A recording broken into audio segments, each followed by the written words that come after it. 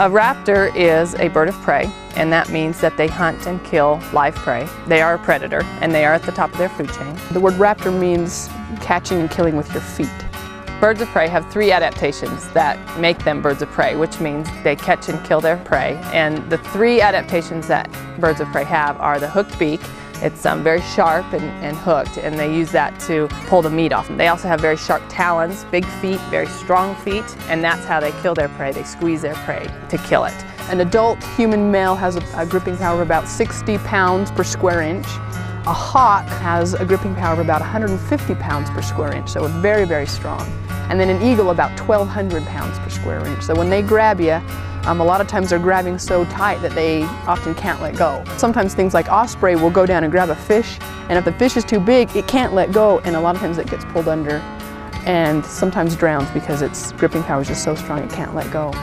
And then their eyes are really big. The great horned owl's eyes are about the size of a grapefruit. If their head was as big as our head, they have very good eyesight. 2 to 3 times better than ours, and up to eagles have about 10 times better eyesight than we have. They can fly up 1 mile, 2 miles up into the sky and look down and see a mouse on the ground and come down and pluck it up.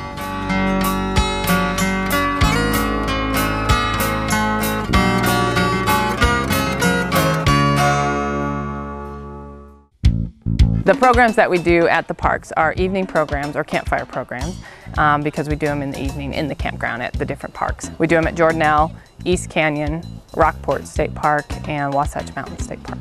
For this campfire program, we had 2 birds of prey. It was called Hawks and Falcons Up Close. So we brought a small American kestrel, and then we also brought a larger red-tailed hawk. We did a program just kind of on the differences of those 2 and just kind of characteristics of what makes a bird of prey a bird of prey.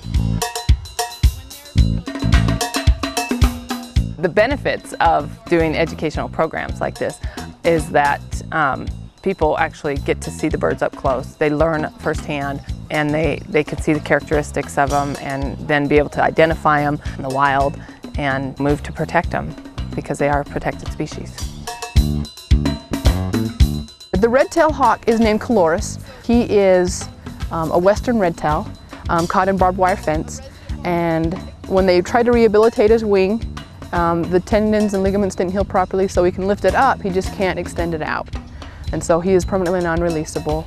Hawks, or the bootios, are built for soaring. So usually when you see those, they're soaring up above the sky, and they've got the really broad wings, and they are very slow. Caloris weighs about 2 pounds. His wingspan is about 4 feet, and he eats larger things. He has a lot bigger feet, and they kill with their feet. He doesn't use his beak to kill. Red-tailed hawks will eat rodents, larger rodents, snakes, rabbits, all kinds of things on the ground. He's kind of lazy. He likes to sit up on a tree or a fence post and just kind of wait and watch. And they're not as good as hunters as you'd think. They don't catch as much as they probably would like to. So they hunt quite a bit.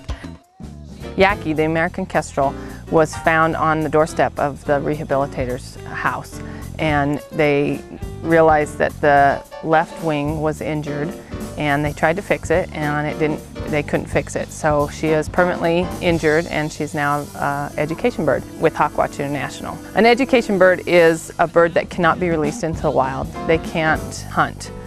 They wouldn't be able to find their own food. Falcons are built for flying fast. Their wings are tipped and they're very narrow, and so when they fly they can just dart really and have a lot of control. She's different from Caloris, who is a red-tailed hawk, in the way that she's smaller. She is the smallest falcon in the United States. Just being a falcon, she eats different things. She still has the hooked beak, but she has one little notch in it. Then they use their beak to actually break the neck of their prey. Kestrels will eat birds, small rodents, salamanders. When I first unveil the birds, the expressions are, wow. A lot of kind of a hush over the crowd.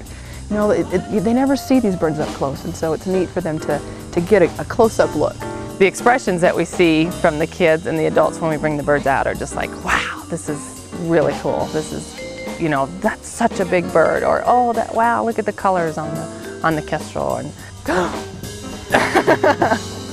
a lot of oohs and ahs. Adults and children really get a kick out of the birds, and what we hope that they walk away with is just understanding that they are protected and they are important. And if they recycle and conserve water and don't pollute the air, those are some pretty general things that they can do to really protect the birds. What's great about the programs is that adults find it just as fun and fascinating as the kids. A lot of times we'll gear a program to a child's level, and you can just see the light spark in the adults' eyes. It's just like, oh wow, I didn't know that. When they come to the park, they're here just to relax sometimes, to hopefully to learn something, and then by offering the programs and seeing that joy and that excitement that they learned something, that they can then take that back home and just carry that fascination with them hopefully throughout their lives and pass it on to their kids. And that's really the purpose of what we do these things for.